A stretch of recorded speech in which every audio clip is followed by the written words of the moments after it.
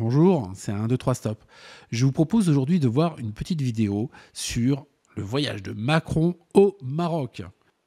Et là, on va commencer par la partie anecdotique, et puis après, on va aborder des sujets que les médias mainstream occidentaux n'ont pas voulu aborder, c'est resté sous le tapis. Vous allez voir, il y a quand même des choses, hein. Donc déjà, moi, au début, j'ai vu 122 convives, 2 à 330. Je me suis dit, non mais là, c'est quoi ce délire? Il faut vraiment toute une pléthore de convives. C'est quoi? C'est le roi Soleil et sa cour? De toute manière, Macron, il pourra faire ce qu'il veut, hein. Il sera jamais l'égal du roi du Maroc, hein. Là, il est en intérim, le gars, hein. Ah là là là. Donc, 122 passagers. Alors j'ai regardé, un A330, c'est 268 passagers. Il y a un truc qui va pas. Ah ben oui, le truc qui va pas, c'est qu'en fait, c'est l'avion présidentiel. Et donc, c'est 60 passagers. C'est 4 fois moins. Ah oui. Et puis en plus, ça consomme, hein. 4500 litres à l'heure, ce truc. Ah oui, un A330, c'est 4500 litres à l'heure. Ah non, mais vous en amenez 3 à la station d'essence, ça y est, le mec, il a fait sa journée, hein, c'est fini, hein. Il ferme. Waouh. Donc, d'accord. C'est pas très écolo quand même, hein. Alors que bon, avec le réchauffement climatique, etc., nous, on nous incite à réduire la voilure quand même, hein. Bon, vous me direz, le palais présidentiel, il a essayé d'augmenter son budget de 5%, ça a été refusé, parce qu'il fallait montrer l'exemple. C'est vrai, à l'époque où la consultation est moins remboursée chez le médecin, par exemple. Les retraites sont plus indexées sur l'inflation. Là, c'est parti pour quelques mois, par exemple. La taxe sur les énergies pour l'électricité et le gaz, ça va exploser l'année prochaine. Ah, vous allez voir, hein, ça va pas être folichon. Donc effectivement, l'Élysée a plus d'argent, donc ils ont pris leurs copains et ils sont partis au Maroc aux frais du roi. Voilà, ils ont dit, allez, il y a un peu d'incruste, hein, Bon, au début, moi sincèrement, j'ai cru que c'était en fait Macron qui décidait de ramener des OQTF là-bas. Par exemple, il y avait l'ex-député macroniste Gilles Elgarab, condamné en 2023 à 1 an de prison ferme, 2 ans d'inéligibilité. Ok. François-Marie Bagné, condamné pour abus de biens. Condamné pour abus de faiblesse sur personnes âgées. Ouf, ah oui, quand même, hein. Et puis un humoriste aussi condamné à 4 mois avec prison pour des menaces de mort répétées sur différentes personnes. Ouh là là, pas terrible, hein. Donc, et non, en fait, c'est pas des OQTF, hein. Vu la suite des invités, Jacques Attali, Bernard-Henri Lévy et sa magnifique femme Marielle Dombas, Jacques Lang. Non. J'avais tout faux. Bon alors, ils y sont allés pour signer des contrats. Alors il y a un risque commercial quand même dans cette histoire. Et ça, les médias occidentaux, surtout français, n'en parlent absolument pas. Mais alors, avant d'aborder tous ces risques commerciaux, il faut voir un petit peu la petite histoire. Il faut s'intéresser donc à l'Algérie, qui est le voisin immédiat. Donc je suis obligé de faire un petit comeback. En fait, en 2017, Macron avait déjà très envie de se faire bien voir de l'Algérie. Et il a déclaré, la France, elle a fait... la colonisation, c'était un crime contre l'humanité, patiti patata, les Algériens étaient super contents, ils ont applaudi. Les Français, beaucoup moins, parce que... et ça aussi, les médias n'ont pas tiré la ficelle. C'est pas qu'une action de repentance, c'est que les crimes contre l'humanité, il n'y a pas de prescription. Voilà, crime contre l'humanité, bing, jamais prescription, jamais. Ah.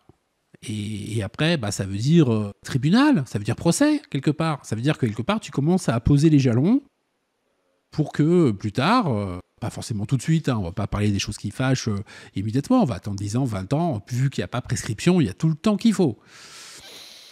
Et voilà, hein, ça peut être très embêtant cette histoire, hein, parce qu'après procès, et puis après réparation, hein, voilà. Donc, mais malgré ça, ça n'a pas encore suffi. Donc, il s'est déplacé en 2023. Il a essayé de faire des contrats. Ça a un peu patiné dans la semoule, si j'ose dire. Et donc, l'automne arrive, ça n'a pas avancé. Résultat, les Russes, ils viennent faire des manœuvres pour la première fois sur le sol algérien avec donc l'armée algérienne. Ça, c'était la première fois. C'était une grande première. Ils avaient déjà fait des manœuvres ensemble, ça oui, bien sûr. Mais alors, sur le sol algérien, ça, s'était jamais produit. Et justement, il y avait une offensive qui était en cours en Ukraine, hein, en 2023. C'était la fin de l'offensive.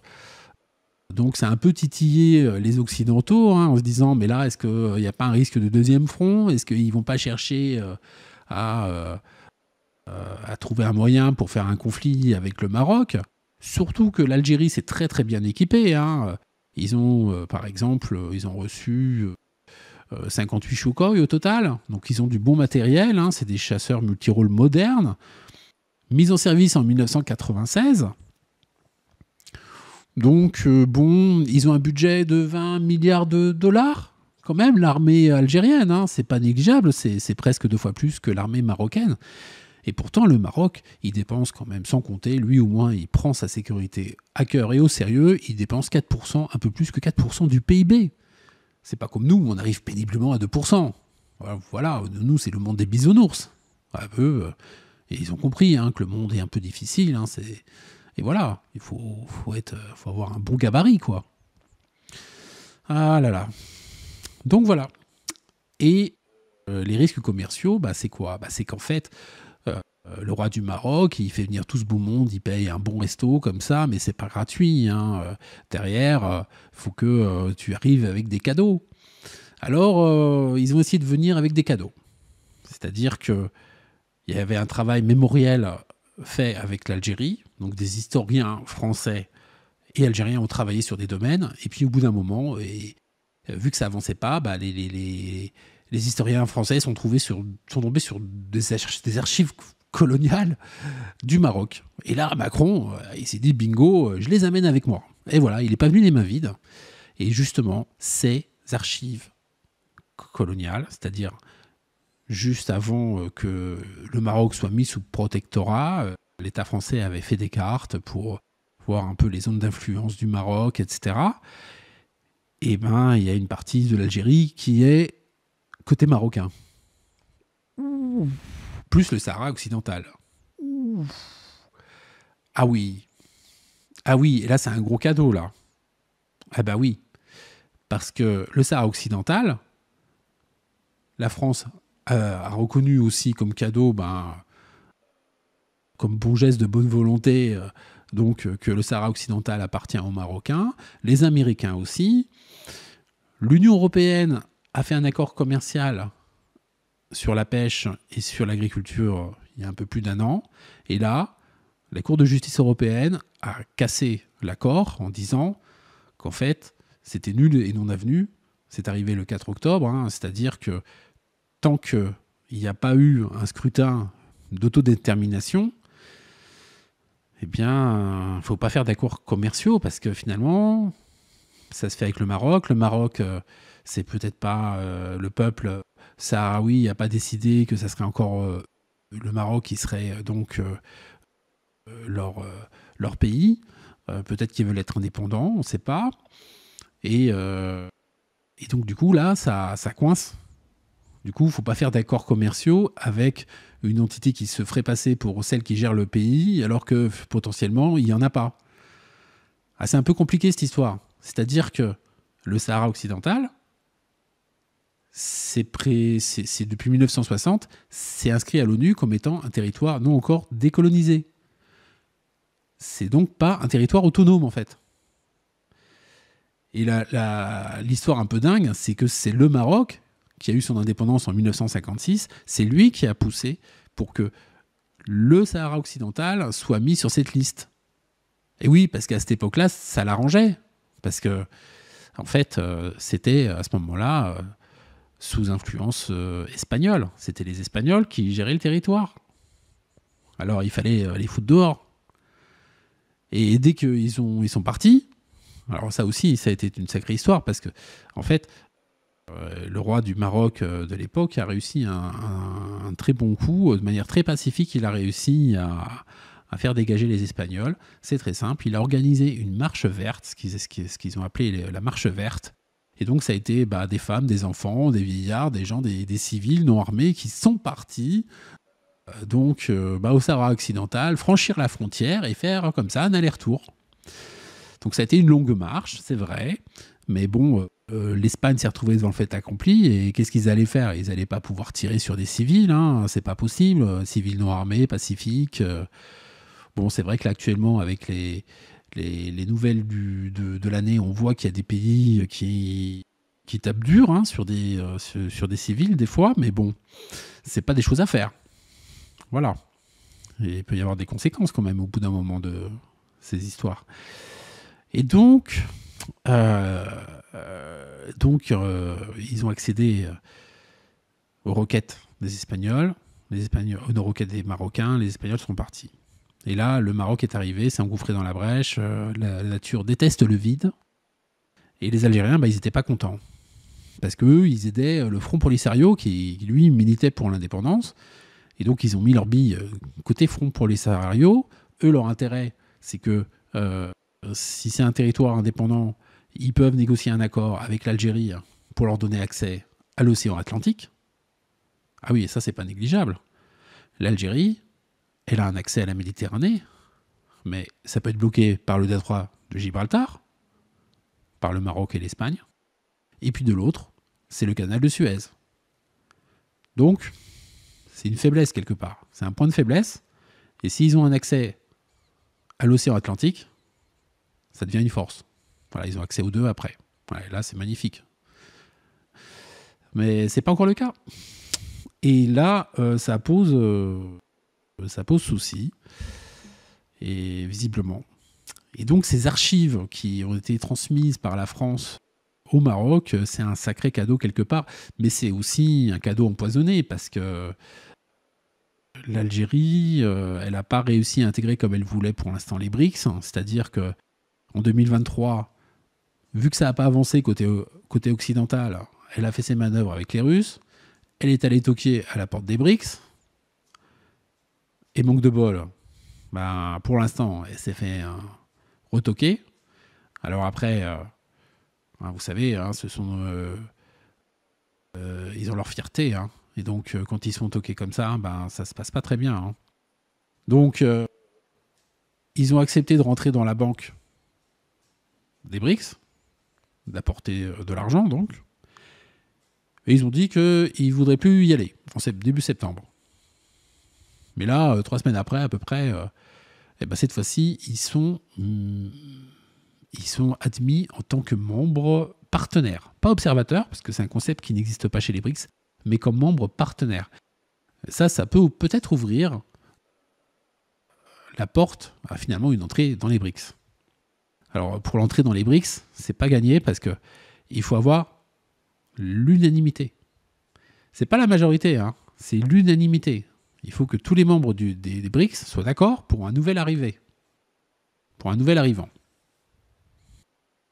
Et comme les BRICS, ça repose sur des consommateurs, des producteurs de marchandises, et qu'on s'échange surtout pas en dollars, c'est fait pour être plus sous la mainmise du dollar, eh bien, voilà, il faut qu'il y ait un certain équilibre entre certains types de producteurs et certains types de consommateurs.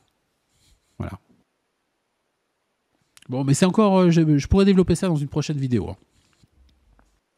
En tous les cas, là, c'est une situation pas terrible. Alors, qui peut déboucher sur un conflit, hein. Potentiellement, les deux, le Maroc et l'Algérie, c'est les deux plus grandes puissances armées d'Afrique. Pas d'Afrique du Nord, d'Afrique. C'est deux costauds, les gars, hein. Attention, hein. Et l'Algérie, par exemple, elle a des sous-marins russes qui s'appellent des sous-marins de classe Kilo. projet 336, je crois, non 636 il me semble. Et donc c'est des sous-marins qui sont très silencieux en fait. Quand ils sont en plongée, on les repère pas facilement et ils peuvent facilement bloquer finalement le détroit de Gibraltar et puis le canal de Suez. C'est-à-dire ils en ont 6, ils peuvent constamment en avoir 2 en mer, 2 en réparation et 2 prêts à prendre la relève. Voilà, ça c'est... Si tu veux en avoir toujours un à l'extérieur, un sous-marin, il faut en avoir en fait 2 en stock. Un en révision, un qui est en stock, et puis un autre en mer. Voilà, et là, c'est le nombre parfait en fait pour pouvoir avoir toujours des sous-marins prêts à être un irritant en fait. Ah oui, hein. Et en plus, ces missiles, pas ces missiles, lapsus révélateur, ces sous-marins peuvent envoyer des missiles calibre, et en fait, ça, c'est dirigé vers plutôt les pays méditerranéens lointains, c'est-à-dire occidentaux. Parce que si c'est pour envoyer, pour taper sur le Maroc, il n'a pas besoin de sous-marins. Vous voyez, c'est simple. Hein. Donc, le fait qu'il ait ce type de sous-marin avec ce type de missile, c'est fait pour des gens qui sont à l'autre bout de la Méditerranée. Et comme c'est pas la Turquie, ils n'ont pas de mauvaise relation avec la Turquie, ça serait plutôt nous, les franchouillards. Voilà, donc on a intérêt un petit peu à faire attention à ça. Après, écoutez, moi j'ai terminé. Je veux bien voir vos commentaires. Si vous avez appris des choses, n'hésitez pas à partager parce que ça, c'est quelque part, ça m'encourage. Moi, je suis pas youtubeur, je vis pas du tout de ça. J'ai un métier à part et juste par passion, j'ai envie de partager un peu mes opinions et ce que je vois en gratouillant ici un peu à gauche et à droite. Voilà. Je me suis pas mal renseigné sur les médias marocains, algériens. J'ai pris d'autres médias, pas les occidentaux, hein, voilà, pour faire cette vidéo. Écoutez, je vous dis à bientôt et puis bonne journée. Salut.